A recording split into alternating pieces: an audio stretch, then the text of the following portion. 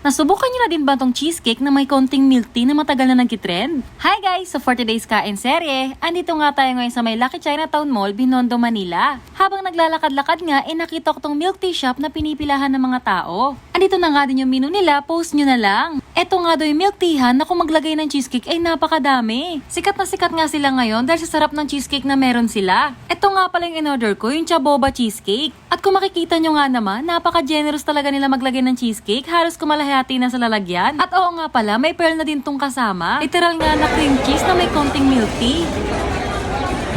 Ang sarap!